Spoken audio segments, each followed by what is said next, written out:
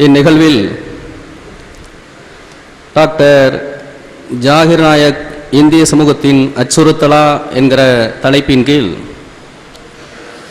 இந்திய முஸ்லிம்கள் மீதும் தலித் சமூகத்தின் மீதும் இந்துத்துவ நீதிகளால் திணிக்கப்படுகிற மனித உரிமை மீறல்களையும் கண்டிக்கிற விதமாக மனித உரிமை ஆர்வலர்கள், சமூக சிந்தனையாளர்கள் பங்கு பெறுகின்ற இந்த நிகழ்வில் ஆதித்தமிழர் பேரவையின் சார்பில் தோழர் இந்த இடத்திலே பெயரை குறிப்பிடுகிற போது அருந்ததியர் என்று குறிப்பிட்டார். ஆதித்தமிழர் பேரவையின் சார்பில் எனது பணிவார்ந்த வணக்கங்களை உரித்தாக்கிக் கொள்கிறேன். இன்றைக்கு தொடர்ச்சியாக இந்த நாட்டில் பார்ப்பனிய மதம் என்று சொல்லப்படுகிற இந்துத்துவத்தால் இங்கு இருக்கக்கூடிய இஸ்லாமிய சிறுபான்மை மக்கள் மட்டுமல்ல, தொடர்ந்து தலித் மக்களும் சாதி இந்துக்களின் கீழாக சொல்லனா வன்கொடுமைகளுக்கு உள்ளாக்கப்பட்டு கொண்டிருக்கிறோம் என்கிற நிதர்சனம் ஒருபுறம் இருந்தாலும் கூட, சமீபத்தில் ஆட்சிக்கு வந்திருக்கின்ற நரேந்திர மோடி அவர்கள் இவ்வளவு பெரிய பொறுப்பிற்கு வருவதற்கு அடிப்படை காரணம், குஜராத்தில் ஒரே நாளில் 2000க்கும் மேற்பட்ட இஸ்லாமியர்களை கொத்து கொத்தாய் கொலை செய்த அந்த சம்பவத்திற்காக இந்திய நாடு கொடுத்த பரிசாகத்தான் நாம் பார்க்க வேண்டியிருக்கிறது. தோழர்களே, இந்த நிகழ்வை பொறுத்தவரை நான் ஒரு சில செய்திகளை குறிப்பிட்டு விடைபெற விரும்புகிறேன். இப்படி ஒரு பதாகையின் கீழ் அல்லது ஒரு ஒருங்கிணைப்பின் கீழ்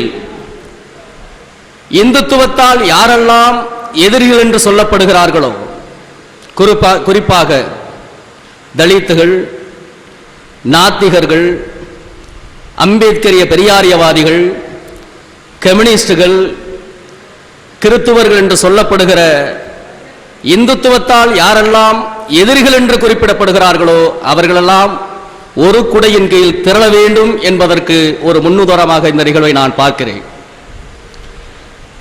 1996 இதே மதுரை மண்ணில் ஒரு மிகப்பெரிய ஒரு கொடுஞ்செயல் நடந்தது. அது என்னவென்றால், நெல்லை மாவட்டம் வள்ளியூரில் புரட்சியாளர் அம்பேத்கருடைய சிலை நிறுவப்பட்டிருந்ததை ஒரு சில சாதி இந்துக்கள் உடைத்து திட்டமிட்டு ஒரு வன்முறை சம்பவத்தை அந்த இடத்திலே உசுப்பேத்தி விட்டார்கள். அம்பேத்கர் சிலை சேதப்படுத்தப்பட்ட செய்தி நாடெங்கும் பரவுகிறது. அதேபோல்தான் மதுரை மண்ணிலும் அந்த செய்தி பரவியவுடன் இங்கு இருக்கக்கூடிய ஒடுக்கப்பட்ட தாழ்த்தப்பட்ட சமூகத்தை சார்ந்தவர்கள் எல்லாம் அந்த சம்பவத்தை கண்டித்து சில கிளர்ச்சிகளில் ஈடுபடுகிறார்கள். அப்படி ஒரு கிளர்ச்சியில் ஈடுபட்டுக் கொண்டிருந்த போது ஒரு 10ஆம் வகுப்பு படித்துக் கொண்டிருந்த ஒரு மாணவன், பழனிக்குமார் என்ற ஒரு துப்புரவு பணியாளருடைய பையனை காவல்துறை திட்டமிட்டு அவன் நெற்றியை குறிபார்த்து சுட்டு வீழ்த்தியது. அது ஏனென்று நீதி கேட்ட தூய்மை பணியாளர் என்று சொல்லப்படுகிற துப்புரவு பணியாளர்களை 400க்கும் மேற்பட்டோர் மீது பல்வேறு வழக்குகளின் கீழ் பதியப்பட்டு அவர்களை பாதியில் சிறையிலும் பாதி நபர்களை தேடுவதற்கான வேட்டையாடியது காவல்துறை. அந்த சூழலில் கிட்டத்தட்ட ஒரு தொடர் உண்ணாநிலை போராட்டத்தை துப்புரவு பணியாளர்கள் அறிவிக்கிறார்கள். அந்த அரங்கிற்கு பல்வேறு அரசியல் கட்சி தலைவர்கள் எல்லாம் வந்து சென்றார்கள். நான் இதை நினைவூட்டுவதற்கு மிக முக்கிய காரணம் உண்டு.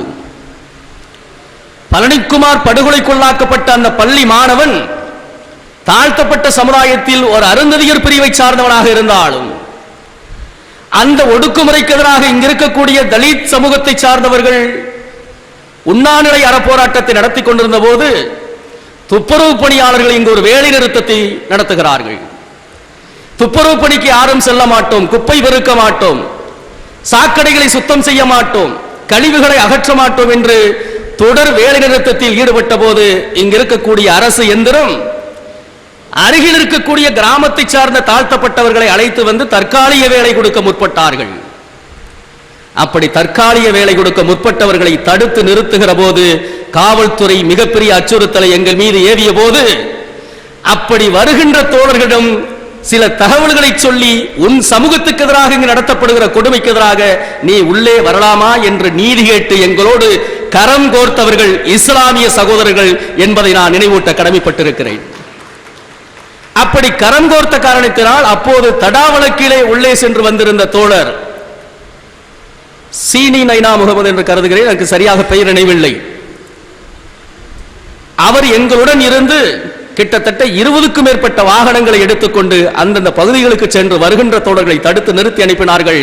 8ஆம் நாள் மதுரை சுகாதார கேட்டினால் மிகப்பெரிய அச்சுறுத்தலுக்கு உள்ளாக்கியவுடன் பொதுமக்கள் எல்லாம் வீதிக்கு வந்தார்கள்.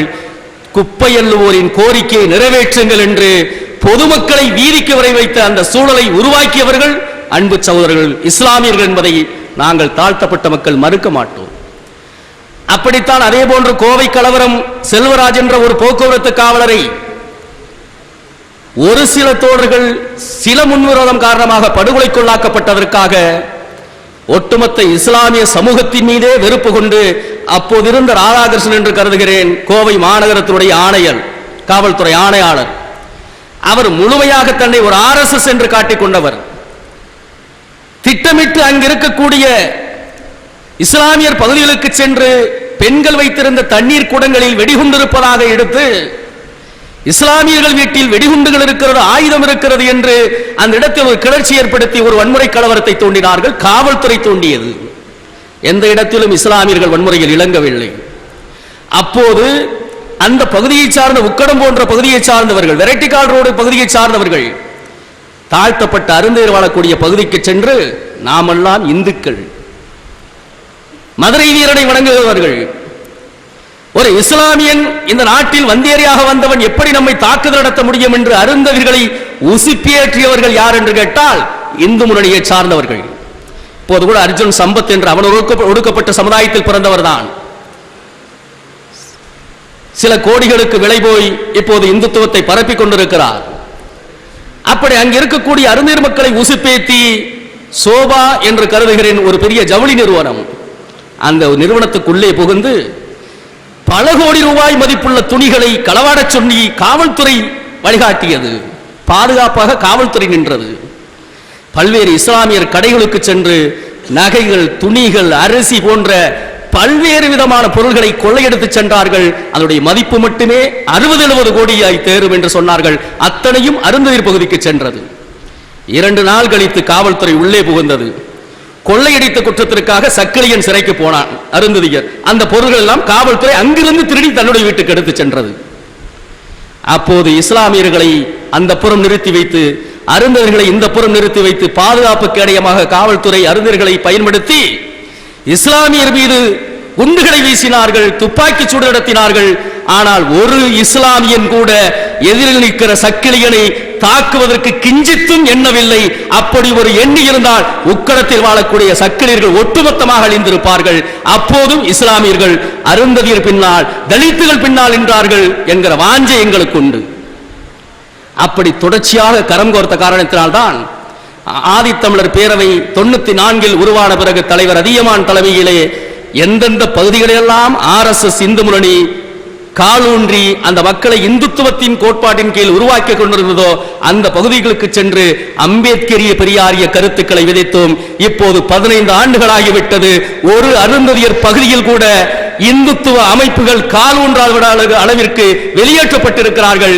இப்போது அங்கே இஸ்லாமிய அமைப்புகளான இங்கே அமர்ந்திருக்கிறார் தோழர் ஹைதர் அலி அவர்கள், அங்கு ஒரு மிகப்பெரிய பேச்சாளர், மரியாதைக்குரிய முஸ்லிம் முன்னேற்ற கழகத்தைச் சேர்ந்த சையது என்று கருதுகிறேன்.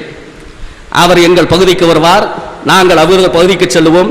இப்படி ஒரு இணக்கத்தை ஏற்படுத்திய பிறகு தலித்துகளுக்கு இன்றைக்கு ஒரு பாதிப்பு என்றால் இஸ்லாமியர்கள் முன்வருவதும், இஸ்லாமியருக்கு ஒரு பாதிப்பு என்றால் தலித்துகள் முன்வருவதும் என்கிற நிலை மாறி வருகிற போதுதான் இப்போது ஆத்திரம் கொண்டு இந்துத்துவவாதிகள் குறிவைத்து தாக்குகிறார்கள். மாட்டுக்கரியை ஆயுதமாக பயன்படுத்துகிறார்கள். மாட்டுத்தோலை உரித்ததற்காக சமீபத்தில் நடந்த காட்சிகள் எல்லாம் நமக்கு நன்கு தெரியும். குஜராத்தில் நடந்த அந்த கொடூர செயலை கண்டித்து பேசியதற்காக மாயாவதியை வேசிக்கணையாக ஈடுபடுத்தி பேசினார்கள். இப்போது கூட அங்கே பதாகையில் வைத்திருக்கிறார்களாம். சூர்பனகை போல் மூக்கை அறுத்து, அந்த மூக்கை அறுத்தவன் லட்சுமணன் போல் ஒரு வேடமிட்டு குஜராத்திலே மிகப்பெரிய எதிர்ப்பலையை தலித்துகள் மீது ஒருங்கிணைத்துக் கொண்டிருக்கிறார்கள் என்று சொன்னால் இதை மகிழ்ச்சியாக நான் பார்க்கிறேன். தோழர்களே, பிரிந்திருக்க கூடாத இஸ்லாமியர்களும் தலித்துகளும் அப்படி என்று சொல்லி இந்துத்துவம் நமக்கு வழிகாட்டி கொண்டிருக்கிறது என்று நாம் அதை பாசிட்டிவாகத்தான் எடுத்துக்கொள்ள வேண்டும். எத்தனை காலம் நாம் பிரிந்திருப்பது? பிரிந்திருப்பதனால் தான் இன்னும் நம்மை தாக்குதலுக்குள்ளாக்கி கொண்டிருக்கிறார்கள். அவன் தாக்குவதில், குறிவைத்து தாக்குவதில் இஸ்லாமியர்களை குறிவைத்து தாக்குகிறான், குறிப்பாக தலித்துகளை குறிவைத்து தாக்குகிறான். இப்படி தாக்குதலுக்குள்ளாக்கப்பட்டது மட்டுமல்லாமல் பொய் வழக்குகளில் சிறைப்பட்டு கிடப்பவர்கள் கிட்டத்தட்ட 70 விழுக்காடுக்கு மேலானவர்கள் சிறை கொட்டடியிலே தாழ்த்தப்பட்டவர்கள் இஸ்லாமியர்களும் தான். அது மட்டுமல்ல, அருந்ததியர் சமூகம் மேன்மை பெற வேண்டும் என்பதற்காக தனி உள்ஒதுக்கீடு 3 விழுக்காடு கொடுத்த போது சட்டப்பேரவையில் 2 பேர் எதிர்ப்பு தெரிவித்தார்கள். அந்த எதிர்ப்பை தடுப்பதற்கு கூட அருந்ததியர் எம்எல்ஏக்கள் அங்கு யாரும் இல்லை. அப்படி ஒரு கருத்தை சொல்லுகிற போது அதிமுக அரசை ஏற்றுக்கொண்டு மௌனம் சாதித்தது. அப்போது திடீரென்று ஒரு குரல் எழுந்து இப்படி கேட்பது கண்டிக்கத்தக்கது என்று ஒரு குரல் எழும்பியது. அது முஸ்லிம் முன்னேற்ற கழகத்தை சார்ந்த மரியாதைக்குரிய தோழர், அந்த கட்சியினுடைய பொறுப்பாளர் எழுந்து தடுத்தார். மனிதநேய மக்கள் கட்சியினுடைய தலைவர். இப்படி எல்லா இடங்களிலும் இந்த ஒற்றுமை நீடித்து வருகிற பட்சத்தில் நிச்சயமாக தலித் இஸ்லாமியர் ஒற்றுமை, இந்த இடத்தில் கூட தோழர் பேசினார், இங்கு இருக்கக்கூடிய இஸ்லாமியில் கூட பல்வேறு பிரிவுகள் இருப்பதாக சொன்னார். அதைவிட கொடுமை, சக்கிலியர்களுக்குள், அருந்தர் என்று சொல்லக்கூடிய சக்கிலியர்களுக்குள் 12 பிரிவு இருக்கிறது, பல்லர்களில் 14 பிரிவு இருக்கிறது, பறையர்களில் 18 பிரிவுகள் இருக்கிறது, மொத்தம் 72 பிரிவுகள் தமிழகத்தில் இருக்கிறார்கள் என்றெல்லாம் ஒரு பட்டியல் இருக்கிறது. இதுதான் இந்துத்துவத்தின் வெற்றியாக இருக்கிறது. தனக்கு மேல் எவன் இருக்கிறான் என்பதை பற்றி கவலை இல்லை. நான் ஒடுக்குவதற்கும் நான் அடக்குவதற்கும் ஒரு சாதி கீழாக இருக்க வேண்டும் என்று என்ன தோன்றுகின்ற மனோநிலை இருக்கிறது. அந்த மனோநிலை இன்றைக்கு ஒவ்வொரு சாதியினர் மத்தியிலும் பரவி கிடக்கிறது. இன்றை கூட தமிழ் தேசியம் என்று ஒருபுறம் பிரிக்கிறார்கள். தந்தை பெரியாரையே விமர்சிக்கிற அளவிற்கு இன்றைக்கு தமிழ் தேசியவாதிகள் இந்துத்துவத்தினுடைய அந்த மறைமுக கோட்பாட்டின் கீழாக உள்ளே புகுந்து வருகிறார்கள். இப்படி மிகப்பெரிய ஆபத்துகளை கடந்து வந்து கொண்டிருக்கிறோம். தோழர், இந்த இடத்துல வழக்கறிஞர் கேசவனர்கள் பேசுகிற போது பல்வேறு தகவல்களை சுட்டி காட்டினார். ஆகவேதான் அந்த செய்திகளுக்குள்ளாக நான் செல்லவில்லை. இங்கு இருக்கக்கூடிய வெமுலா வரை பல்வேறு தகவல்களை குறிப்பிட்டு சுட்டிக்காட்டினார். இப்படி எல்லா இடங்களிலும் இஸ்லாமியருக்கு எதிராக, தாழ்த்தப்பட்ட மக்களுக்கு எதிராக நடத்தப்படுகிற இந்த வன்கொடுமைகளை எதிர்த்து நாம் ஓர் அணியில் திரளுகிற போதுதான் இதை சாதிக்க முடியும். இன்றைக்கு மோடி அரசு பதவியேற்ற பிறகு தூய்மை இந்தியா என்கிற திட்டத்தை அறிவித்தார்கள்.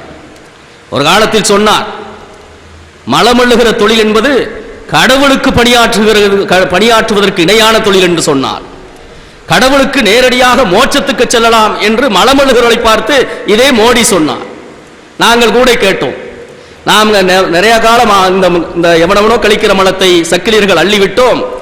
இனி மோடியுடைய அந்த இந்துத்துவவாதிகளும் பார்ப்பனர்களும் மலத்தை அள்ளி நீங்கள் மோட்சத்தை தேடிக்கொள்ளுங்கள் என்று கூட நாங்கள் திருப்பி கூட சொன்னோம். நிலைமை என்னவென்று கேட்டால், இன்றைக்கு தூய்மை இந்தியா என்கிற பெயரில் பேருந்துகளிலே அவர்களே கொண்டு வந்து குப்பையை போட்டுவிட்டு பெருக்குவது போல் பெருக்கி ஒரு போட்டோ எடுத்து பத்திரிகை கொடுக்கிறான். இன்றைக்கு எல்லா தொலைக்காட்சிகளிலும் மறுவாழ்விற்காக துப்புரப்பணியாளருக்கு திட்டங்கள் அறிவிக்கப்பட்டிருக்கிறது என்று 1000 கோடி ரூபாயை செலவிட்டதாக கணக்கு காட்டுகிறார்கள். என்ன அந்த திட்டம் தெரியுமா? இப்போது இருக்கக்கூடிய தூய்மை தொழிலாளர்கள் குறைந்தபட்சம் 35,000 ரூபாயிலிருந்து 40,000 வரை சம்பளம் பெறுகிறார்கள். இவர்கள் சொல்லுகிற கணக்குப்படி வெறும் 50,000 தருகிறார்களாம். இதை பெற்றுக்கொண்டு மாற்று தொழில் சென்று நீங்கள் பிழைத்துக் கொள்ளுங்கள் என்று மாற்று திட்டத்தை அறிவித்திருக்கிறார் மோடி அரசு என்று சொன்னால், அந்த தொலைக்காட்சி விளம்பரத்தை பார்த்துவிட்டு பல்வேறு தோழர்கள் சொல்லுகிறார்கள், அதான் மாற்று தொழிலுக்கு மத்திய அரசு ஒரு திட்டம் வகுத்திருக்கிறதே, இவர்களுக்கு போக வேண்டியதுதானே, ஏன் இவர்களை யார் தெருக்கூட்ட சொன்னது, மலமல்ல சொன்னது என்று வியக்கியானம் பேசுகிறார்கள். தோழர்களை மாற்று தொழில் என்று சொன்னால், ஒரு காலத்தில் இங்கு இருக்கக்கூடிய தமிழ் சமூகத்தைச் சேர்ந்த அன்பு சகோதரர்கள், கள்ளர் சமூகத்தை சார்ந்தவர்கள் குற்ற பரம்பரையர் என்று குற்றம் சுமத்தப்பட்டார்கள்.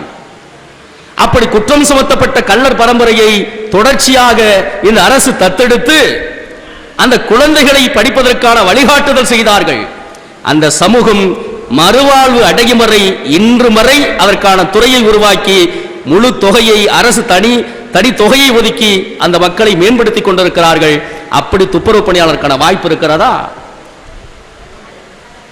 இப்படி துப்புரவு பணி செய்து கொண்டிருக்கிற இந்த மலத்தை தலையில் சுமந்து கொண்டிருக்கிற மக்களை பற்றி யாரும் கவலைப்படாத போது அதையும் சட்டப்பேரவையில் குரல் எழுப்பியவர்கள் தான் நமது இஸ்லாமிய சமூகத்தைச் சேர்ந்த, குறிப்பாக மனிதநேய மக்கள் கட்சியை சார்ந்த தோழர்கள் சட்டப்பேரவையிலே குரல் எழுப்பினார்கள்.